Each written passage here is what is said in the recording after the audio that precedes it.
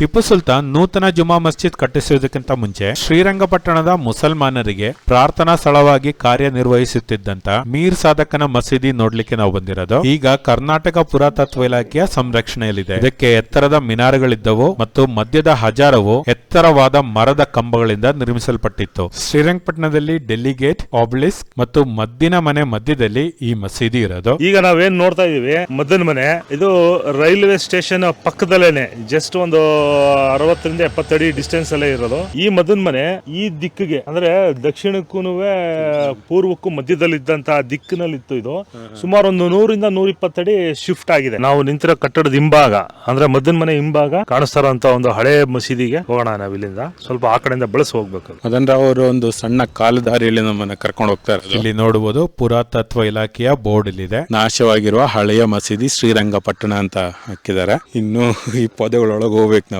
ಶ್ರೀರಂಗಪಟ್ಟಣದ ಪಶ್ಚಿಮ ಭಾಗದಲ್ಲಿರುವಂತ ಮದ್ದಿನ ಮನೆ ಹಿಂಭಾಗ ಇರುವಂತದ್ದು ಹಳೆಯದಾದಂತ ಒಂದು ಮಸೀದಿ. ಇಲ್ಲೊಂದು ಸ್ವಲ್ಪ ಕಾಣಿಸ್ತಾ ಇದೆ. ಟಿಪ್ಪು ಸುಲ್ತಾನ್ ಒಬ್ಬ ರಕ್ಷಣಾ ಮಂತ್ರಿ ಆಗಿದಂತ ಮೀರ್ ಸಾದಿಕ್ ಏನು ಆತ ದೇಶದ್ರೋಹಿ ಅಥವಾ ನಾಡದ್ರೋಹಿ, ರಾಜದ್ರೋಹಿ ಅಂತ ಏನು ಅವನಿಗೆ ಪಟ್ಟ ಇದೆ, ಆತ ನಿರ್ಮಾಣ ಮಾಡಿರುವಂತ ಮಸೀದಿ ಅಂತ ಹೇಳಲಾಗುತ್ತಿದ್ದು. ಮೀರ್ ಸಾದಿಕ್ ಸತ್ ನಂತರ ಇದು ಕೂಡ ನೆಗ್ಲೆಕ್ಟ್ ಆಗಿ ಹಾಗೆ ಸ್ಟ್ರಕ್ಚರ್ ಎಲ್ಲ ಬಿದ್ದೋಗಿ ಕೆಲವೊಂದೆಲ್ಲ ಸಣ್ಣ ಪುಟ್ಟ ಗೋಡೆಗಳು ಮಾತ್ರ ಉಳ್ಕೊಂಡಿದೆ. ಇದು ಟಿಪ್ಪು ಸುಲ್ತಾನು 4th ಆಂಗ್ಲೋ ಮೈಸೂರು ಅಲ್ಲಿ ಸೋಲೋದಕ್ಕೆ ಬಹುಮುಖ್ಯವಾದ ಕಾರಣ ಮೀರ್ ಸಾದಿಕ್. ಬ್ರಿಟಿಷರು ಇನ್ನೂ 200 ವರ್ಷ ಇಲ್ಲೇ ಉಳ್ಕೊಳ್ಳೋದಕ್ಕೆ ಆತ ಭದ್ರ ಬುನಾದಿ ಹಾಕ್ಬಿಡ್ತಾನೆ ಮೀರ್ ಸಾದಿಕ್.